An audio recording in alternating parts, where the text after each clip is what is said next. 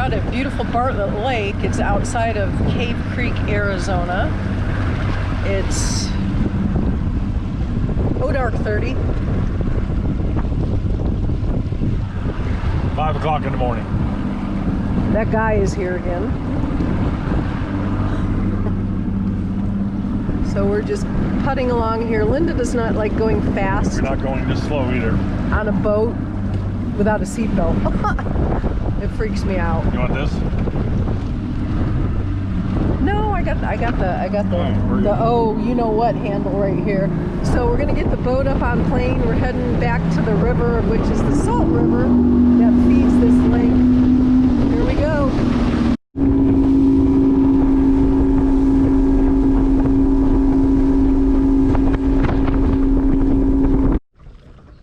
Okay, so now we've come back in the river. You won't be able to see, but there's 2 eagles up on the rocks. Up on these rocks, they have nests up there, I guess. There and one over there. Yeah, there's 2 of them. Someday we'll get something that has a zoom. Well, that's got zoom on it, but it isn't very much. Huh? It's only 1 times, whatever, or 2 times. Wow, that's cool. I haven't seen them. That is slick. There's a heron over there, gray heron. Okay, so now we're way up in the, I guess, back of the lake. This is actually the Verde River. We're in the Verde River that flows into the lake. The current is crazy. Terry doesn't even have to put his foot on the gas pedal. Yeah. And the boat is cruising along. We're in idle. We're not in idle. We're moving, but it's pushing us along faster than we would be going normally. That's what I don't know if you can see the current and stuff flowing around these reeds. It's really crazy. Whoa, and it's beautiful out here. Terry was saying it's like being in the Amazon. You can hear the birds. It's all riparian area back here. Tons of trees, grasses.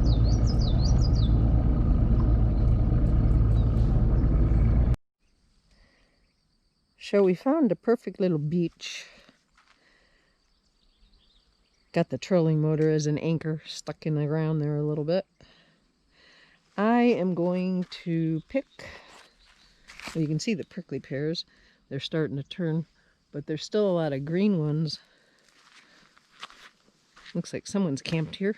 Nice place. But anyways, I'm going to pick some of the green ones off of here.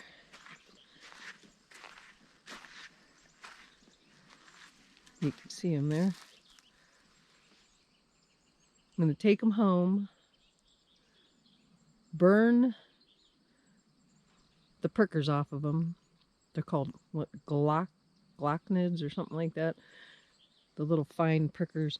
And then you bake them, the green ones, and supposedly they taste like okra. I've never done the green ones, but I watched some survival shows and stuff, and this guy did it, and he said they taste really good. So we're going to try that out. But man, I'll tell you what, you want to pick prickly pears when they get ripe? Oh my God. There's one back there that's got a potload of tunas on it that are turning. Did you find a bunch? Yeah. Come mid to end of September is when we pick the ripe tunas. That's when they're dark purple and not like this light pink type of color. And they are amazing. I make prickly pear ice cream, and it's a labor of love, and you end up with prickers in your fingers, but it's worth it. And I'm telling you what, if you've got a boat, this is a beautiful place to camp, and check out all these frickin' tunas. Holy mackerel. Tons of them. I mean, check this little campsite out here, right next to the water. There's mesquite trees.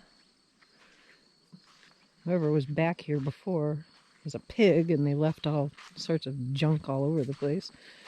Toilet paper, cigarette butts, it's disgusting. And here's, look at this other batch of prickly pear over here. You wouldn't have to go anywhere but one place, and you'd have. I pick about a half a regular like bucket full, like a little bucket that you'd. You weren't kidding about the tunas. I know. Check these out back here. Them things are huge. Wow. I know. We'll have to come back here, huh? Yeah, I mean, one-stop shopping. Man, you want to talk about tuna? Yeah. Holy crap! You wouldn't have to go anywhere but here. That's it. Yeah, you get all the tunas you want right here, huh? Yeah. Good Lord. But anyway, so I picked like a little half a bucket full of them, and That's probably why, because they're next to the water. yeah. After I process them all and clean them all up, get some of the fruit pulp out and all the juice out of the seeds and everything, I get enough to make 4 gallons of prickly pear ice cream. I separate it into little tubs, and there's a cool area. But I separate it into little tubs and put them in the freezer, and then throughout the year we have prickly pear ice cream.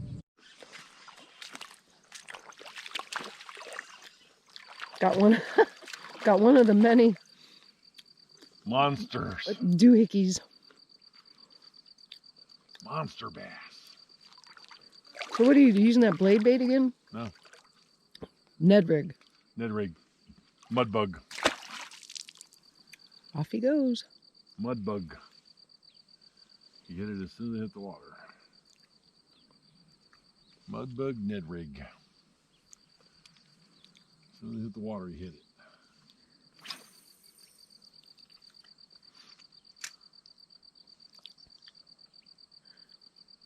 Off this shelf right here. Yeah, you let it sink and then you pop it up and then you let it sink. Let it fall to the bottom. Wait for a second, pop it again. Just keep my line tight and just kind of watch my line in the water. And they usually hit it on the fall.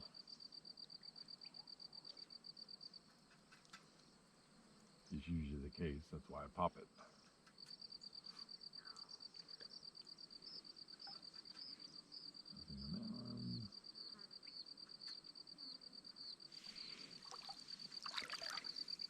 Nothing on that cast, man.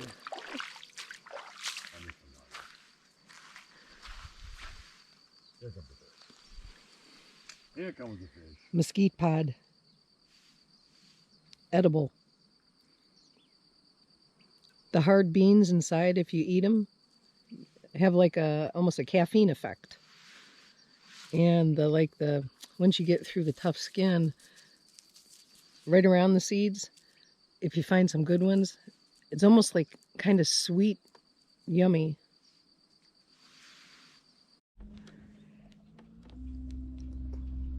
Mr. Terry spotted a deer getting a drink in the water way across there. We're going to try and unique up on them. Unique up on them. So you can see. Oh my God, cute. How cool is that?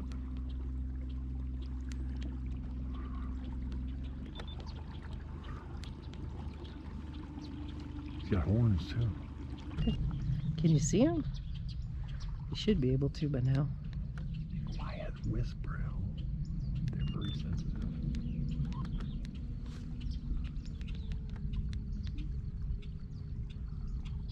Get your camera.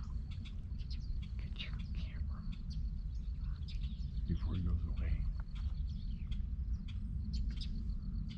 Anyways, that's a mule deer. Male. It's got horns. So we got the boat beached again. There are so many beaches out here. And the water is, what, 86? 87 degrees. 87 degrees. Perfect water It's temperature. like, oh my God. Talk about your swimming You hole. just walk into this water. There's no... No, nothing. There is no It's hesitation. not like, oh, my boys are getting Your boys cold. get in the pool, whatever, man, it don't matter. It's all good. This water is glorious. I mean, there are so many areas along this lake that look like this or better. All kinds of little beaches. If you got a boat. And if you don't, there's some nice places up by the marina and Oh, yeah. everything. We're trying to feed bluegill. They were So they got some kind of bait or something on there.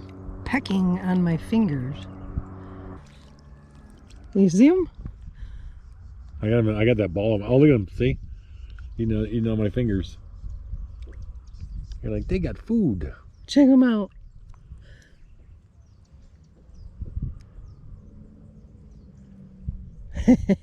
Feeding the bluegill. Look at them. Oh, cute.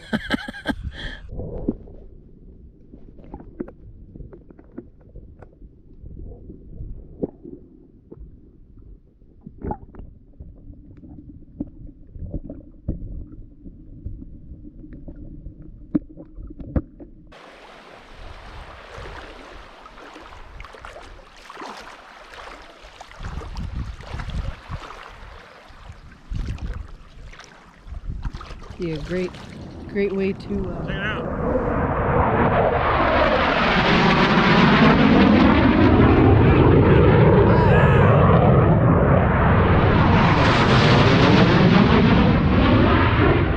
Wow. I don't know if I got that. I'm recording a little more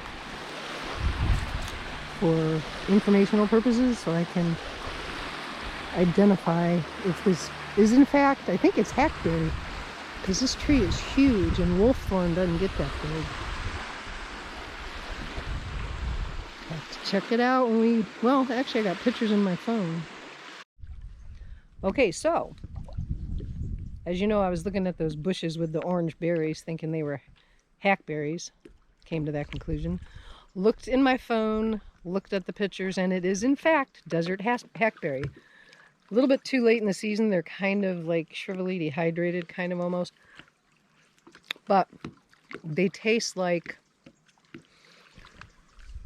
a nectarine.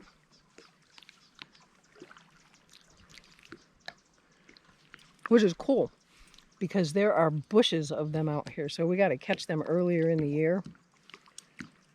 Completely edible, yummy. We got some seeds in them, but we're all good. If you don't see me ever again, I'm dead because I ate berries. But no, they're hackberries. I promise. I promise. Matches up with the picture perfectly. So here we are, all hooked up, all put away, ready to head home from beautiful Bartlett Lake, just outside of Cave Creek, or is it in Cave Creek? It's out of Cave Creek. Out of Cave Creek, Arizona. About 14 miles out of Cave Creek. Thank you all for joining us on another one of our adventures, another episode of Fishing with Grandpa. Yep. Under our belts. So, if you enjoyed the video, please smash the like button and subscribe. See you on the lake.